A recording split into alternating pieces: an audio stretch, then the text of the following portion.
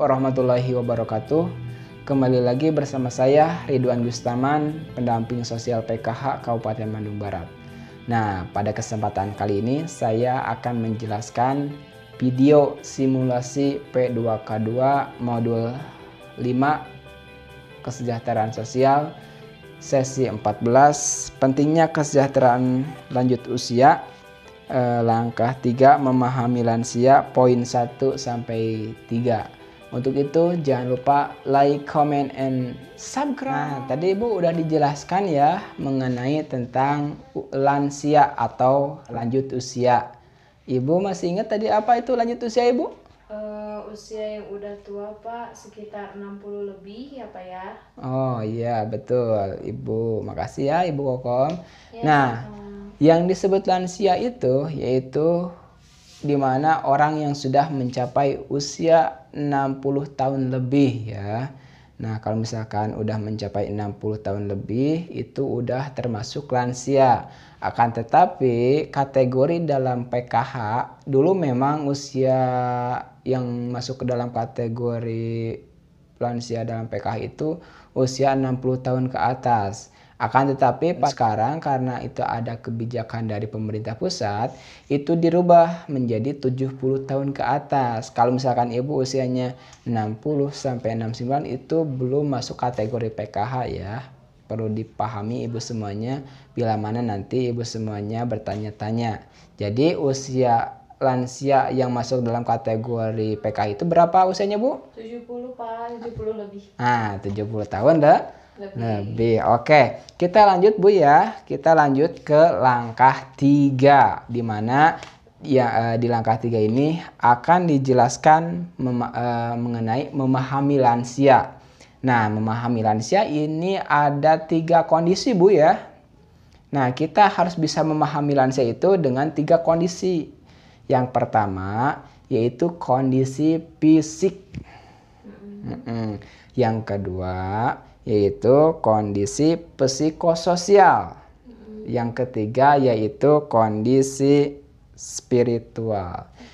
Ibu pasti bahasa ini belum terlalu familiar ya, belum terlalu pasaran di telinga atau di pikiran ibu-ibu. Nah, hari ini akan saya jelaskan apa itu kondisi fisik, apa itu kondisi psikososial, apa itu kondisi spiritual.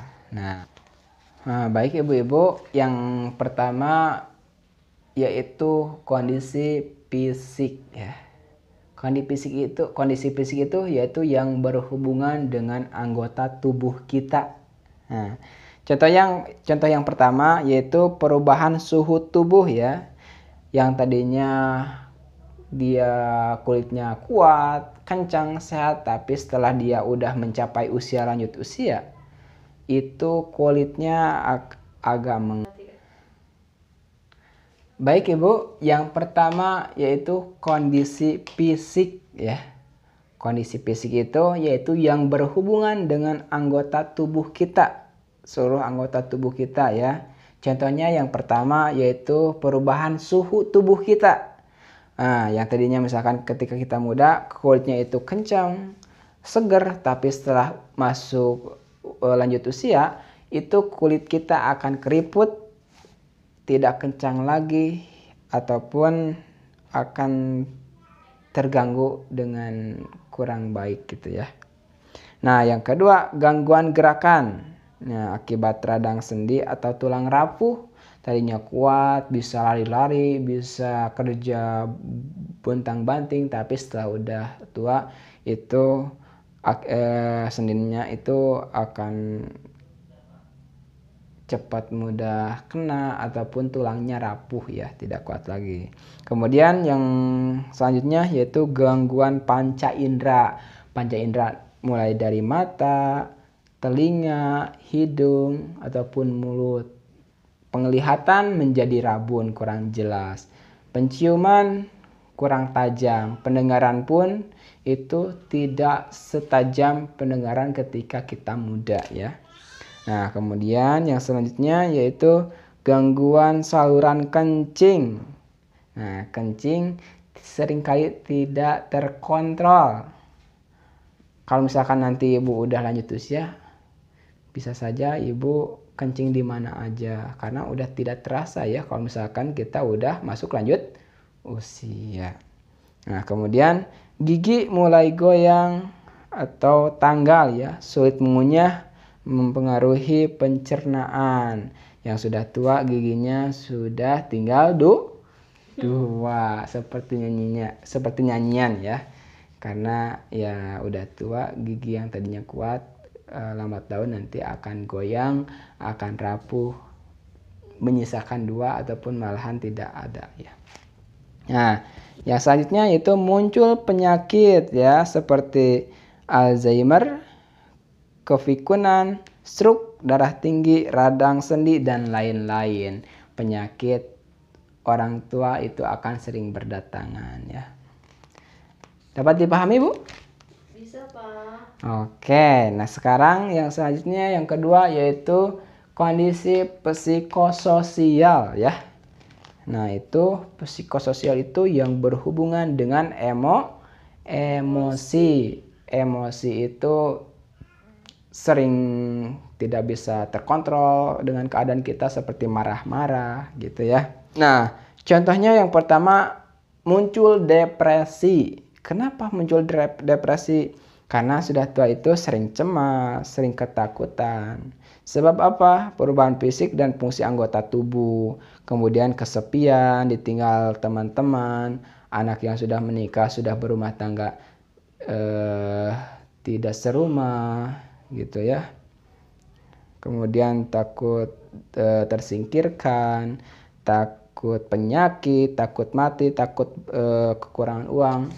Pokoknya banyak sekali ketakutan yang akan dirasakan oleh orang yang sudah lansia. Kemudian agresif, Bu. Ya. Agresif, sering marah-marah, menyerang, menendang pintu dan lain sebagainya. Makanya ibu harus memaklumi kalau misalkan ada orang yang sudah lanjut usia sering marah-marah, sering menendang pintu gitu ya. Karena memang ya keadaannya akan balik lagi seperti anak-anak ya, betul Ibu ya. Nah, yang ketiga, Bu. Yang ketiga yaitu kondisi spiritual. Spiritual itu apa, Bu? Ada yang tahu? Kerohanian bukan, Pak? Oh, iya betul, kerohanian ya. Spiritual itu yang berhubungan dengan Sang Pencipta ya, baik itu ibadah ataupun perbuatan yang baik yang nilainya itu ibadah kepada Allah itu ya, yang dimaksud dengan rohani ataupun spiritual. Yang pertama, jarang ibadah, menjadi tidak sabar, kurang bersyukur, berpikir negatif ya. Ketika sudah lansia itu ibadahnya suka jarang ya, karena memang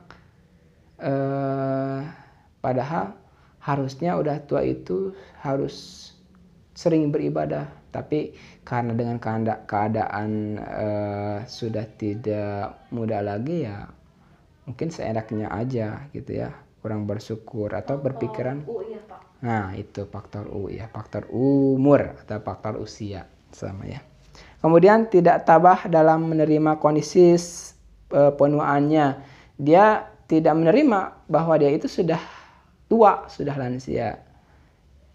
Nah, kalau udah tua itu seperti itu, akan kembali lagi menjadi anak-anak ya. Kemudian kurang mau berbagi dengan orang lain, suka egois ya, suka pengen mau sendiri gitu. Dikasih tahu nggak mau. Kalau misalkan bapak atau ibu harusnya gini, harus gini, tapi dia suka nyeleneh, suka pengen sendiri. Nah, itu kalau udah lansia itu seperti itu. Nah, kemudian selalu menunjukkan super powernya ya, dan menganggap dirinya selalu paling benar ya.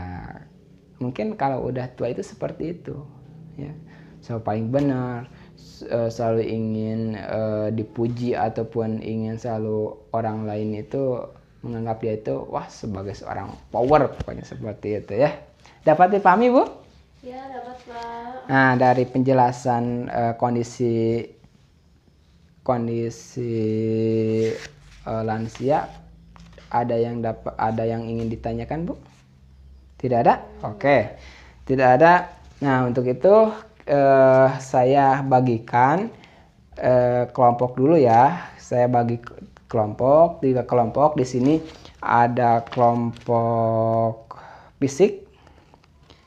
Di sini ada kelompok psikososial dan di sini ada kelompok spiritual ya. Nah, jadi ada 3 kelompok dibagi. Yang pertama kelompok apa? Fisik. Fisik. Kedua kelompok Psikososial. psikososial. Yang ketiga kelompok Spiritual. spiritual. Nah, saya akan bagikan kartu lansianya ya Bu ya kepada ibu-ibu kelompok. Nah, setelah kalian memegang kartu lansia ini, coba dipahami, didiskusikan dengan kelompoknya masing-masing. Nanti diberikan waktu sama saya 5 menit cukup, Bu? Cukup, Pak. Oke, 5 menit dari sekarang. Sesudah selesai diskusi nanti ibu semuanya menjelaskan kondisi fisik yang terjadi dalam kartu yang dipegang oleh ibu ya. Mulai dari sekarang, Bu. Ya, Pak. Baik, Bu. Waktunya udah habis ya. Nah, sekarang ibu semuanya perwakilan dari kelompok untuk menyampaikan hasil diskusi. Mungkin itu yang bisa saya sampaikan. Semoga bisa bermanfaat dan bisa diambil pelajaran dari video tersebut ya. Untuk itu mohon maaf bila banyak-banyak salah dari saya. Wassalamualaikum warahmatullahi wabarakatuh.